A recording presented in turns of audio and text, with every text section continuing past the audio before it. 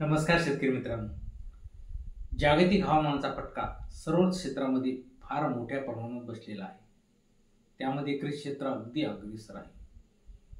हवामान बदलामुळे कृषी क्षेत्रामध्ये फार मोठ्या प्रमाणात बदल होत चाललेले आहे. या हवामानाला जुळवून घेत आपल्याला जास्तीत जास्त उत्पादन मिळवायचे आहे. त्यासाठी सोयाबीनची BBF किंवा टोकन यंत्रानेच पेरणी करायची आहे. त्याचबरोबर हवामानाला अनुकूल वाणाची निवड करायची आहे. एकात्मिक पद्धतीने अन्नद्रव्ये व कीड रोग व्यवस्थापन करायचे आहे. या सर्व एकत्रित बाबीचा विचार करून आपण हवामानाला जुळवून घेत जास्तीत जास्त उत्पन्न काढणार आहोत. यावर आपण चर्चा करणार आहोत. सोयाबीन वाणाची निवड. 1. MAUS 612.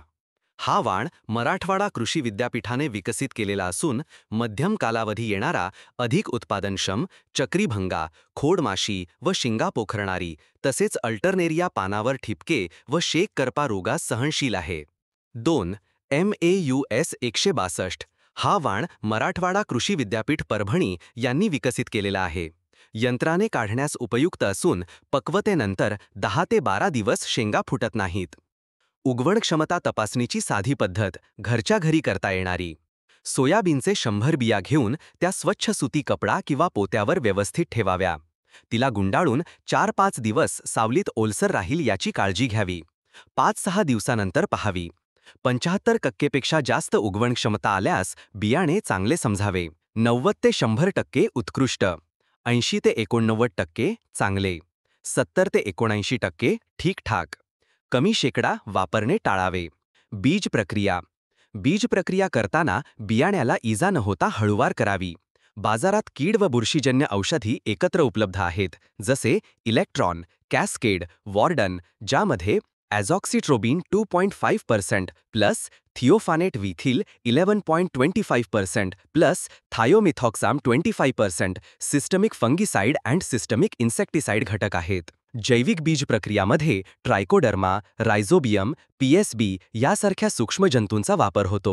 बीज प्रक्रिया करताना अगोदर रासायनिक व नंतर जैविक बीज प्रक्रिया करावी. अधिक उत्पादन घेण्यासाठी पेरणी पद्धत बदल. सोयाबीनच्या अधिक उत्पादनासाठी नवीन तंत्रज्ञानावर आधारित पेरणी पद्धत वापरणे अत्यंत फायदेशीर आहे. यामध्ये BBF, broad bed furrow, token पद्धत, सुस्पष्ट अंतर-ओळ अंतर, यांत्रिक पेरणी यांचा समावेश होतो.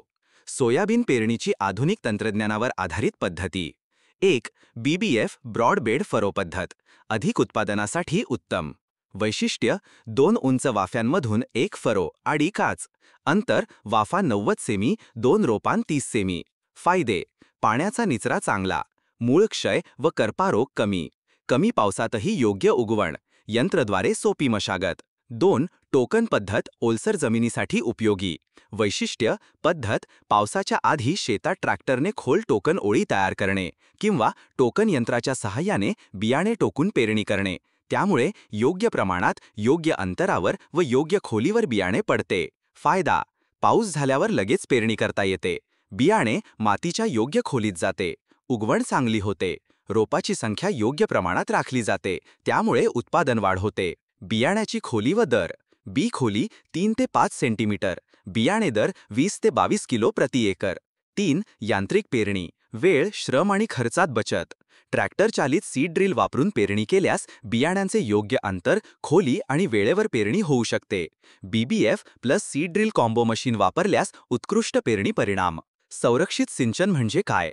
संरक्षित सिंचन म्हणजे पिकाला केवळ त्याच्या वाढीच्या अत्यंत महत्त्वाच्या टप्प्यांवर पाण्याची अत्यावश्यक गरज भागवण्यासाठी दिले जाणारे मर्यादित सिंचन. 1. फुलोरा अवस्था 35 ते 45 दिवस. फुले व शेंगा तयार होण्याची सुरुवात. या टप्प्यावर पाण्याची कमतरता उत्पादनावर मोठा परिणाम करू शकते. 2. शेंगा भरण्याची अवस्था 55 ते 65 दिवस. दाण्यांची वाढ व भर थांबते आणि उत्पादनात घट येते. पाण्याचा ताण पडल्यास अशा अवस्थेमध्ये तुषार सिंचनाने पाणी दिल्यास उत्पादनात 25 ते 40% वाढ होते. पाण्याचा ताण कमी करण्यासाठी प्रभावी उपाय. 1. मल्चिंग वापरा. सुकलेले गवत, पालापाचोळा, सेंद्रिय पदार्थ झाडांच्या भोवती पसरवा. यामुळे जमिनीतील ओलावा टिकतो आणि तापमान कमी राहते. 2. जमिनीची अंतर्मशागत करा.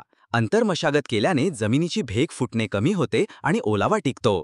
3. पर्णस्पर्शी फवारणी. पोटॅशियम नायट्रेट 1%, कॅल्शियम नायट्रेट 0.5 ते 1% किंवा सुपर पोटॅश यांची फवारणी करा. 4. सेंद्रिय द्रव फवारणी.